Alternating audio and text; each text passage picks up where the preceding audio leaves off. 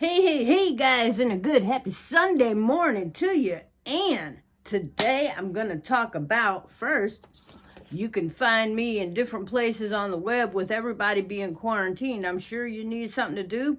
So look me up on my crafting sites, and even on Instagram, I have spread my wings and I am doing crafting projects over there. So, with that said, I'm going to jump right on into today's today's topic, because it is funny. I've done this topic before, and what I'm going to talk about is whose house do we live in? Now, the funny thing is with this quarantine going on for the cuckoo kapoo virus, and everybody being scared to death that we're all going to die. Well, here's the thing.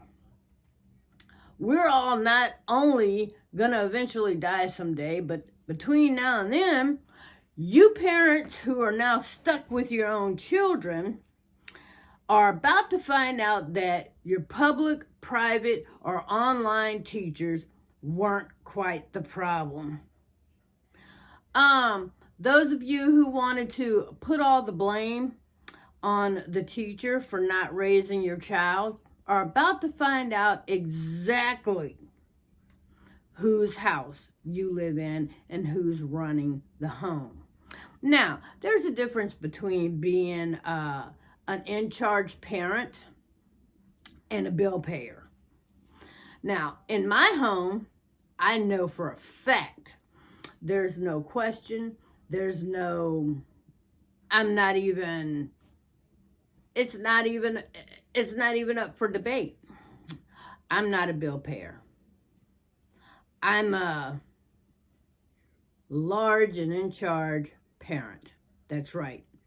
When I say something, it goes. And see, I'm not here to be my child's friend. My children have friends. I'm here to be their parent, which means it is my job to prepare them for the next stage of life. And that's what I intend to do. And I don't care if they like me or not.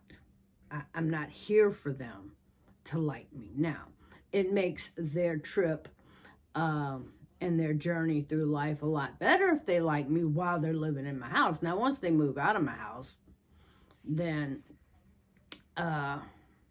it's on them. You know, hopefully one day they'll have kids of their own and they'll realize everything that I did in the best interest of them with what I had and with what I knew. But anyway, here's the thing. If your kids are running your house, you're about to find out. And if you're running the house, then you're about to find out. However, the days of other people running raising your children for you are about to be over. Because with the churches, the public schools, the public parks, the YMCA, Six Flags, all these babysitters, all these you don't have to deal with your kid places, all these you don't have to raise your brat places, all these places that you would go and dump your child because you didn't want to deal with them, because you didn't want to be bothered with them, are closed. Now what? Now what, Mom? Now what, Dad? So now that they're stuck at home with you and you have no choice but to deal with them, who are you going to blame? You going to blame the public school teacher for not teaching your child how to listen or giving your child some manners? You're going to blame Six Flags for letting your child roam around aimlessly without being told which direction to go? You're going to blame the Y for not parenting your child and having some control over them, putting rules in place? Yeah, well, I guess we're about to find out whose house. I'm interested. I'm interested in whose house do your kids live in? Because I think a lot of you, I think your kids, you live in their house and you pay their bills. And then the first time anyone has anything to say about your precious child, you're so ready to defend their stupidity and their ignorance and their arrogance and their asinine bullshit that they just continue to do it. And now you're about to have to deal with it. And it's ironic because I think things happen for a reason. I wonder what the reason is for this. But I find it really funny how all the stuff that I've been doing for the last 10 years has led me up to this moment and being so secure in what I have that I didn't have to run out and hoard shit. I didn't have to go panic buy. I mean, yeah, I went and bought a few groceries because that's what I normally do. But I'm not panicking, hoarding shit. I have 1 pack of toilet paper. Because you know what? I believe it has 12 rolls in the pack. How much shitting does one person do that a 12-roll pack won't last you 2 weeks or more? And these are the big rolls, so, you know, it's like, it's the Charmin double roll or some shit.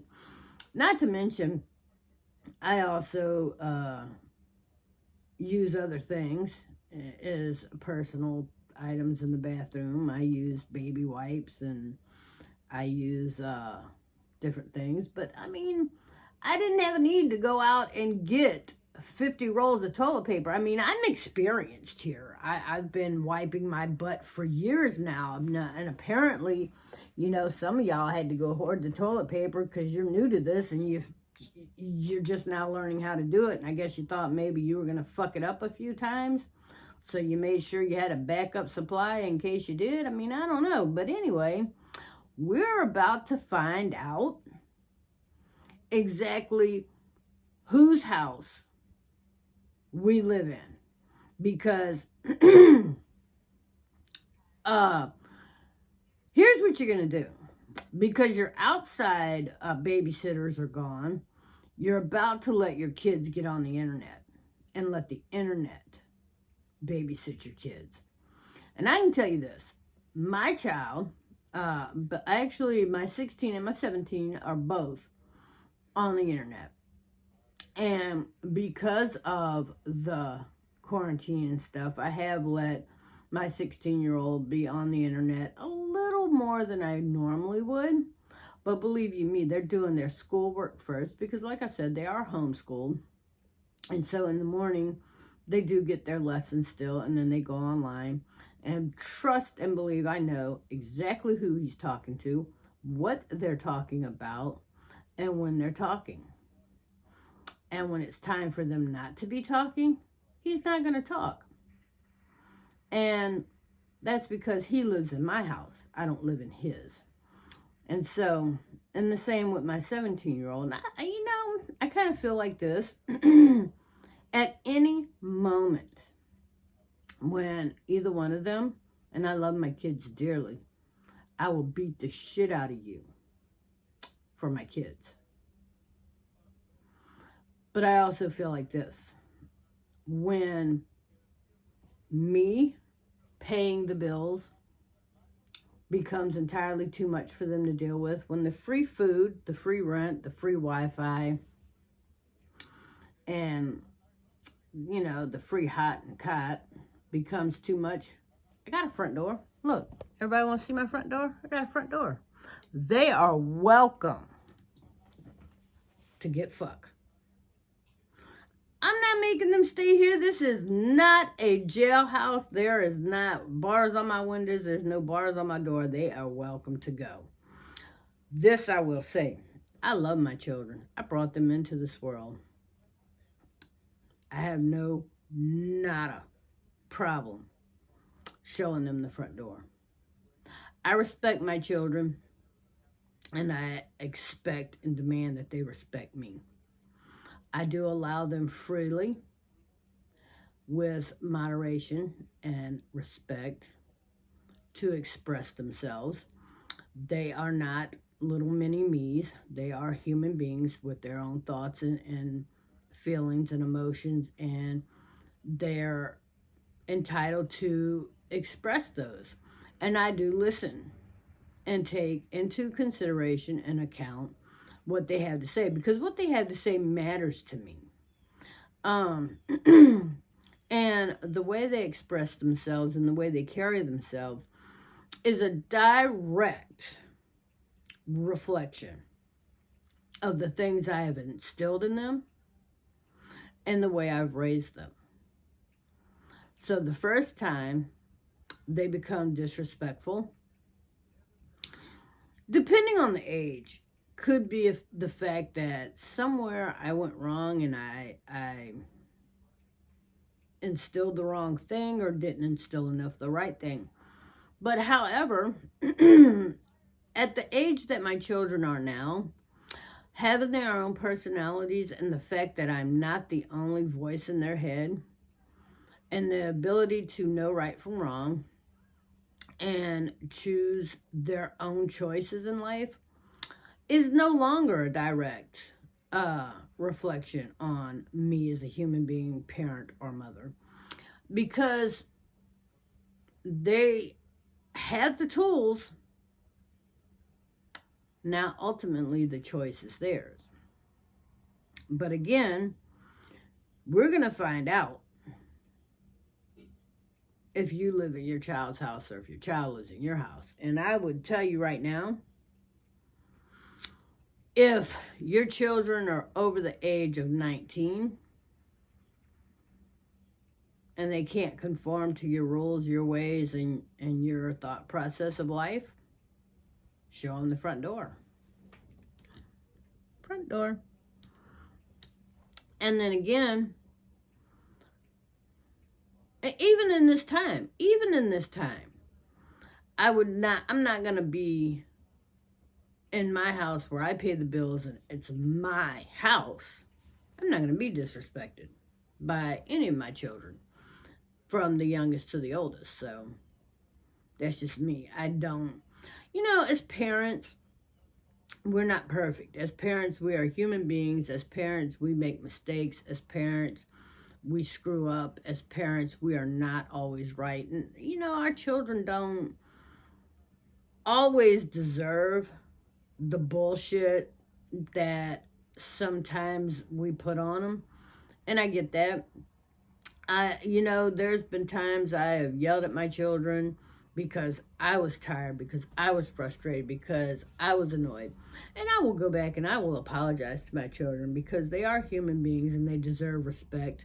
And they don't deserve to be punching bags or yelling bags for us when we're annoyed. And there have been many times through the years as a parent I have been wrong, and when I catch myself, I will go back and let my children know, I'm so sorry that I did that. That was ignorant. I shouldn't have done it. Because admitting to your children that you are wrong is not admitting that you're not good enough. It's showing them that, damn, if mama can admit when she's wrong, then I can admit and take responsibility for when I'm wrong. And that's what it's about. It's about teaching your children responsibility, and the fact that, just because you get older does not mean that you don't make mistakes, doesn't mean that you're not, you're any less human, and doesn't mean that all of a sudden you've become perfect. You're not. And as they get older, they will start to know and realize and understand that.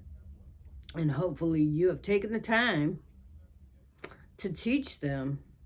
But if you haven't, you're about to get that time. And you might want to take it, especially if your children are younger. Hopefully your children are not to the point where it's too late. Because if it is, oh, excuse me, it is gloomy out there and I am getting tired already. But anyways, if your children are to the point where it is too late, then the only thing I could do, and if they're old enough, now I'm not saying put babies out in the street, because if they're still babies, then there's time, there's hope, there's redirection. But if your children, I would say if they're 17, 18, 19, and you're living in their house, then guess what? It's time for them to go find another house and leave you in their house. And if they got all this, then they can go get it again. Because if you're the bill payer and it's actually your house, but they think it's theirs, show them the front door. And then if you don't, hey, I say kudos to them. If you're gonna, this is the flip side of it, and I've always said this. If a parent is gonna let a child look them in the face and go, fuck you, or call them a bitch, or, you know, get me this and a get me that, I say kudos to that child and continue what you're doing, because it is your house and they've given you that power and you deserve to run it. You don't have a goddamn clue what you're doing, and apparently neither do they. But I say keep doing what you're doing. All I know is here in my house, it's not going to happen. And I've had children in the past that have tried to test that theory, and they're no longer here. But that's a whole nother story, because it's just not going to happen. And you know what? My daughters have moved out, and they have families and places of their own to stay, and I'm not going to go to their place and disrespect them any more than I'm going to allow them to come to my place and disrespect me. That's just how it is. It's a level of respect that I've instilled in my children, and it is what it is. And if your children do not have that level of respect, then you're about to find out, because the quarantine's going to tell it all. The quarantine's about to tell a lot of people a lot of things. So, yeah. Anyways, guys, I've been doing some projects, speaking of being locked in. And here's a fun little project that I shared over on Instagram earlier, is these little soft back binders I got from the dollar store, but I also have a couple of hardback ones. Now, what I did was I just went to, I forget the name of it, but look up lined paper or notebook paper, designer paper on Google. And if you have a printer and if you have printer paper, then you can print out these different designs and basically make a journal for the kids to do while they're quarantined. And it's just fun little patterns. And they can color on these papers, they can draw on these papers, they can write on them. Like I said, they can journal. Most of these are girly because, yeah, I'm a girl. So, you know, that's how that goes. But there are boy ones, and I did this one too because I thought it was cute. And so anyway, that's just an art project you can do with the kids while you're in quarantine, and you know, trying not to beat the crap out of each other, so to speak. But here's the deal, guys. You're about to find out whose house you live in. And once you establish that, then maybe you want a fun project to do. So, you know, there's a lot to be done online. So just sitting around playing mindless video games and bullying or being the victim of a bully, or being the victim of a catfish or catfishing, there are so many other things you can do online. So, you know, once you establish your ground rules and whose house you're living in, then you may want to establish some ground rules for your online as well. So with that, guys, I'm going to say have a great Sunday, it is March the 22nd. It is 11:10 in my world. Have a great weekend. Try to have a great week.